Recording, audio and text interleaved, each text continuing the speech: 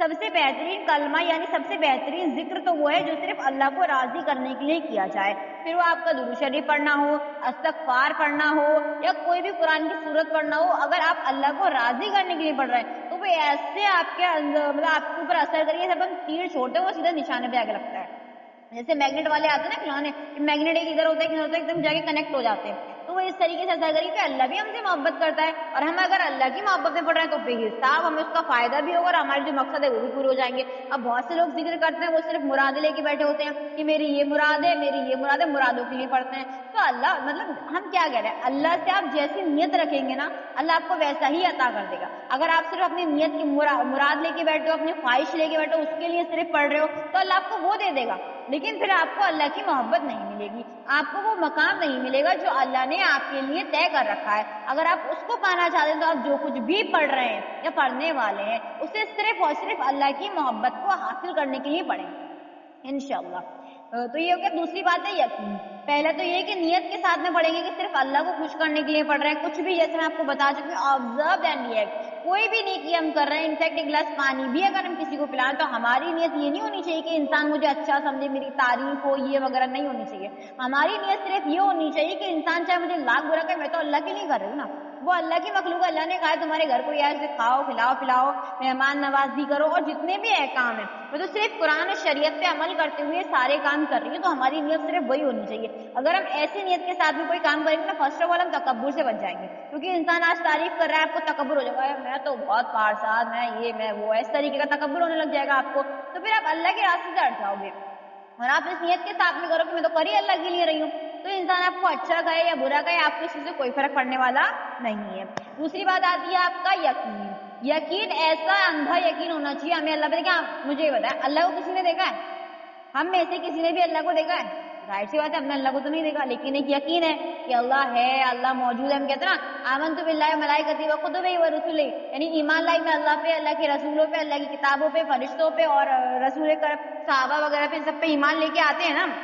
ظاہر سی بات ہے ہم نے اللہ کو تو نہیں دیکھا، لیکن ہم نے قرآن کو دیکھا ہے، ہم نے رسول اللہ کے بارے میں سنا، ان کی حدیثیں سنی ہم نے، تو ہمارا ایک یقین ہے کہ اللہ ہے۔ اسی طریقے سے آپ جو بھی مقصد کر رہے ہو، جو بھی کام کر رہے ہو، جو بھی وظیفے یا دعائیں وغیرہ پڑھ رہے ہو، اس یقین کے ساتھ پڑھو کہ اللہ ہے اور کامیاب کرنے والا بھی اللہ ہے۔ جو آپ لوگوں کو یاد ہو جب یقین کے اوپر میں نے پوری سیریز بنائی تھی، یقین کے اوپر جو ہمارا ٹاپک چلا تھا، میں نے آپ کو بتایا تھا کہ یقین کرنا ہے ہمیں۔ پہلا یقین یہ کہ میں اپنے اللہ کو راضی کروں گی، یعنی میں اتنی محنت کروں گی، اتنی کوشش کروں گی ہر طریقے سے، ایسا بولتے ہیں نا ہندو میں سام رام دنڈ وید، ہندوؤں میں بولتے ہیں اس طریقے سے، تو ہر طریقے سے جیسے بھی میں کوشش کر سکتی ہوں، اچھا برا ہر طریقے سے اپنے اللہ کو راضی کرنے کی کوشش کروں گی، اپنے نفس کو ماروں گی، اپنی خواہشات پہ کنٹرول کروں گی، پرہیز کروں گی، یہ کروں گی وہ کروں گی، یعنی اللہ کی نافرمانی سے بچوں گی، تو میں کوشش کروں گی اللہ کو راضی کرنے کی۔ اور دوسرا یہ یقین رکھنا ہے کہ وہ میرا اللہ ہے، مجھ سے بے پناہ محبت کرنے والا ہے، میری کوششوں سے وہ کیسے راضی نہیں ہوگا۔ دیکھیں آپ اپنا ایک چھوٹی سی زندگی کا ایگزامپل لے لیجئے، جب آپ ایگزام کے لیے بڑی شدت سے محنت کر رہے ہوتے نا پیپر کے پاس ہونے کی بھی، تو آپ کے ماں باپ دیکھتے ہیں کہ یار بڑی محنت کر رہی ہے میری بچی پاس ہونی چاہیے، تو وہ اللہ جو 70 باغوں سے بھی زیادہ محبت کرنے والا ہے، جب وہ ہماری کوششوں کو دیکھے گا یار یہ تو بالکل میری نافرمانی نہیں کر رہی، اس نے ٹی وی دیکھنا چھوڑ دیا، اس نے گانے سننا چھوڑ دیا، اس نے پکچر ہال میں جانا چھوڑ دیا، اس نے غیبت برائی کرنا چھوڑ دی، اس نے جھوٹ بولنا چھوڑ دیا، اس نے بے پردگی چھوڑ دی، اس نے بے حیائی چھوڑ دی، اس نے بد نظری چھوڑ دی، سارے کام اس نے چھوڑ دی، کس کے لیے؟ میری محبت کے لیے، تو اللہ بھی سمجھے گا کہ یار یہ میرا فرض ہے کہ میں محبت کروں اس بندی سے۔ اسی لیے ہمیں پکی نیتیں بنا لینی ہے، فقط جو بھی کریں گے اللہ کی رضا حاصل کرنے کے لیے کریں گے، اور یہ یقین کر لینا کہ آپ جو میں کر رہی ہوں اللہ کے لیے کرتا ہوں، اللہ بھی اتنا بے رحم نہیں ہے ہمارا اللہ جو ہماری ان کوششوں سے بھی راضی نہیں ہوگا۔ یقین کے ساتھ بس آپ کو آگے بڑھتے جانا ہے کہ میرا اللہ مجھے کامیاب کرے گا انشاءاللہ۔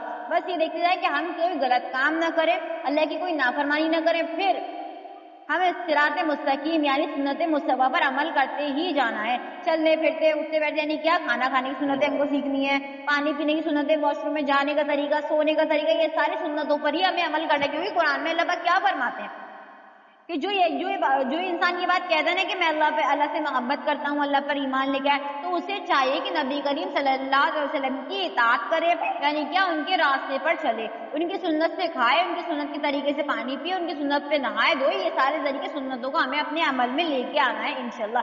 یہ ہے ہمارا ایمان، یہی ہے ہمارا یقین اللہ پر۔ چلے ہم بات کر لیتے ہیں فضائل شعبان کے بارے میں۔ فضائل شعبان. شعبان المعظم سال کا 8واں مہینہ ہے.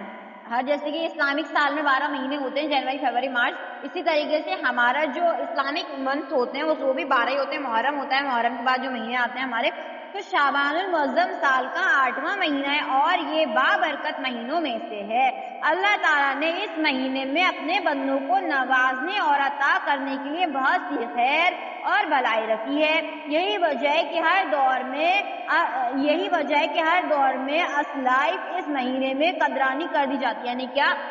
ہمارے نبی کریم صلی اللہ علیہ وسلم اس مہینے میں کثرت سے روزہ رکھا کرتے تھے، اور جو پہلے کے جو صحابہ کرام ہوا کرتے تھے، تابعین یعنی ہم سے پہلے کے جو لوگ ہوا کرتے تھے، وہ ان مہینوں میں اپنی کثرتوں کو بڑھا دیا کرتے تھے.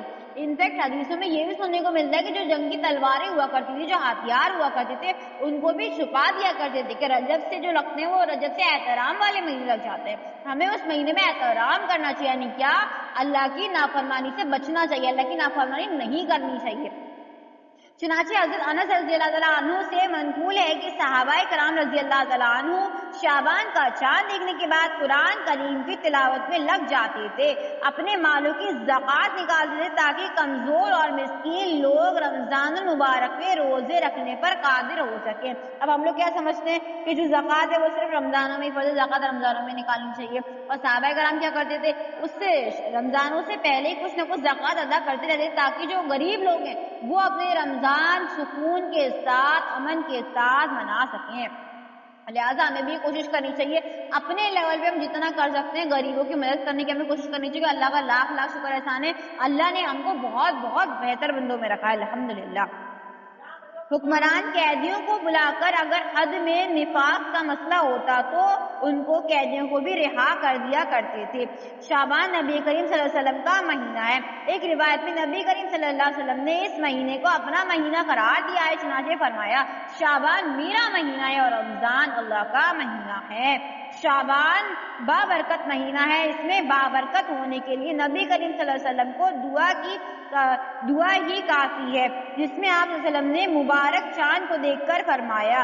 حضرت انس بن رضی اللہ تعالیٰ عنہ سے روایت ہے کہ جب رجب کا مہینہ آتا تو نبی کریم صلی اللہ علیہ وسلم دعا پڑھا کرتے تھے اللہم بارک لنا فی رجب و شعبان و بارک رمضان. اے اللہ رجب اور شعبان کے مہینے میں ہمیں برکت عطا فرما اور ہمیں باخیر و عافیت رمضان مبارک تک پہنچا دے. سبحان اللہ. یہاں سے یہ بات ہمیں سیکھنے کے لیے ملتی ہے کہ ماہ رمضان کا مہینہ کتنا برکتوں والا، کتنا فضیلتوں والا، کتنا خوشیوں والا ہو کہ اللہ کے نبی دعا کر رہے ہیں کہ یا اللہ تو ہم کو شعبان اور شعبان سے رمضان تک پہنچا دے. رمضان وہ نیکیوں کا سیزن ہے جس میں ہم اپنے لیے بے شمار نیکیاں اکٹھا کر سکتے ہیں اور زندگی بھر کا اپنی جو بھی مرادیں ہیں، جو بھی ہم پانا چاہتے ہیں، جو بھی خواہشات ہیں، اس سب کا ذکر اللہ سے کر سکتے ہیں کیونکہ رمضان اللہ کا مہینہ ہے. اس کے متعلق انشاءاللہ بات کریں گے. ابھی ہم پہلے اپنا شعبان کا ٹاپک کنٹینیو کرتے ہیں. شعبان گناہوں سے پاک ہونے کا مہینہ ہے. ارشاد نبی ہے رمضان کا مہینہ اللہ تعالیٰ کا اور شعبان کا مہینہ میرا مہینہ ہے، نبی کریم صلی اللہ علیہ وسلم کا مہینہ ہے. شعبان کا مہینہ پاک کرنے والا، رمضان کا مہینہ گناہوں کو مٹا دینے والا ہے. سبحان اللہ. شعبان کے مہینے میں روزدار کے لیے خیر قاصر ہے. حضرت انس رضی اللہ تعالیٰ عنہ فرماتے ہیں شعبان کو شعبان اس لیے کہا جاتا ہے کیونکہ اس میں روزہ رکھنے والے کے لیے بہت سی خیر اور بھلائی شاخوں کی طرح پھوٹتی ہیں یہاں تک کہ وہ جنتی ہو جاتا ہے. سبحان اللہ. شعبان کے مہینے میں اعمال کی پیشی، یعنی شعبان کے مہینے میں کیا ہوتا ہے؟ ہمارے تمام اعمال جو بھی ہم نے کیا ہے، نیکیاں، گناہ، برائیاں، اچھائیاں، سب کچھ اللہ رب العزت کی بارگاہ میں پیش کیے جاتے ہیں. آپ نے موسٹلی دیکھا ہوگا ابھی جو واٹس ایپ پہ اسٹیٹس چل رہا ہے کہ شب قدر آنے والی ہے، مجھ سے کوئی غلطی ہو گئی تو میرے گناہوں کو معاف کر دیجیے گا، اس طریقے کے فضول اسٹیٹس بہت لگاتے ہیں لوگ. اس کے بارے میں انشاءاللہ میں بات کروں گی. اس مہینے میں اعمال کی پیشی ہوتی ہے. چنانچہ حضرت عثمان بن زید رضی اللہ عنہ سے روایت ہے کہ نبی کریم صلی اللہ علیہ وسلم نے ارشاد فرمایا رجب اور رمضان کے درمیان شعبان کا مہینہ ہے. عام طور پر لوگ اس میں غفلت کا شکار ہوتے ہیں، حالانکہ اس مہینے میں بندوں کے اعمال اللہ تعالیٰ کی بارگاہ میں پیش کیے جاتے ہیں. اس مہینے کے متعلق دو طرح کے کام.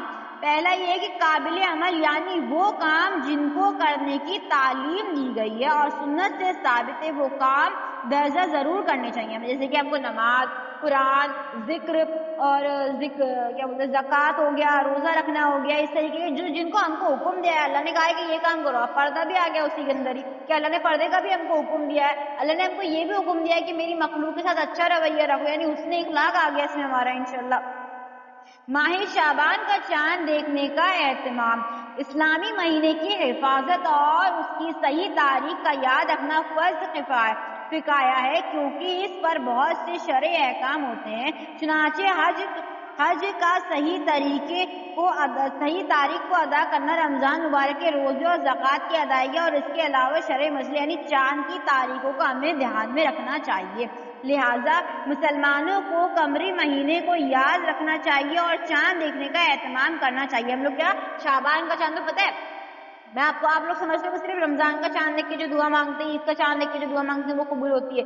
ارے جب سے شعبان کا چاند، جب سے رجب کا چاند لگتا ہے نا، ہمارے رجب جب بھی گزر کے چکی 1 مہینہ پہلے، رجب کا چاند دیکھ کے دعائیں مانگنے میں تو پتہ ہے ہر مہینے کا چاند دیکھ کے دعا کرتے ہیں. آپ کو سورہ فاتحہ پڑھنی چاہیے اور جب ہم دعا کراتے ہیں آپ کو دعا کرنی چاہیے اللہ سے. ہم دعا تو اللہ سے کریں نا، چاند تو صرف ایک وسیلہ ہے ہماری دعاؤں کو اللہ تک پہنچا دینے کا.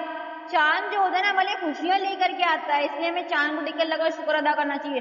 اچھے پیغام لے کے آتا ہے. پتہ ہے میں تو جب بھی چاند کو دیکھتی ہوں مجھے وہ حدیث یاد آتی ہے ہمارے نبی نے جو چاند کے 2 ٹکڑے کیے تھے، تو وہاں سے میرا یقین محسوس ہوتا ہے کہ ہاں یہ چاند موجود ہے، ہمارے نبی بھی تھے اس دنیا میں، وہ بھی زندگی گزار گئے. تو پھر ہر حدیث پہ ہر سنت پہ عمل کرنے کا دل کرتا ہے. قدرتی آپ کو روحانی محبت ہوتی جائے گی انشاءاللہ، آپ اس تصور سے زندگی گزاریں.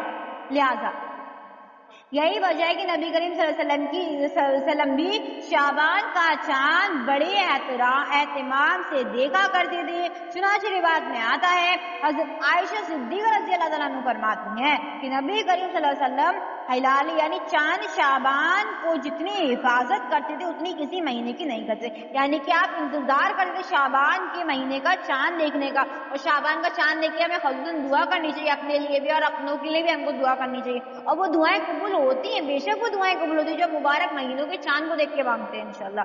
ابھی شعبان کا چاند ضروری نہیں کہ آپ 1 تاریخ کو شعبان کا چاند دیکھیں. اگر آپ کو آج یہ حدیث معلوم ہوئی تو ابھی آپ اگر چاند دیکھیں تو جب بھی آپ چاند کو دیکھ کے دعا کر سکتے ہیں انشاءاللہ، تو وہ بھی آپ کی قبول ہوگی، کیونکہ ابھی شعبان چل رہی ہے نا، ابھی ختم تو نہیں ہوگی شعبان. حضرت عائشہ صدیقہ رضی اللہ تعالیٰ عنہ فرماتی ہیں کہ نبی کریم صلی اللہ علیہ وسلم کو روزہ رکھنے میں شعبان کا مہینہ سب سے زیادہ محبوب تھا. آپ یہ چاہتے تھے کہ روزہ رکھتے رکھتے انہیں رمضان میں ملا دیا جائے، یعنی کہ آپ کثرت سے اتنے روزے ماہ شعبان میں رکھا کرتے تھے پھر ان کو رمضان کے روزوں کے ساتھ میں ملا دیا کرتے تھے. ابو داؤد کی حدیث ہے یہ. حضرت عائشہ صدیقہ رضی اللہ تعالیٰ عنہ فرماتی ہیں کہ نبی کریم صلی اللہ علیہ وسلم کو شعبان سے زیادہ کسی مہینے میں روزے رکھتے ہوئے نہیں دیکھا.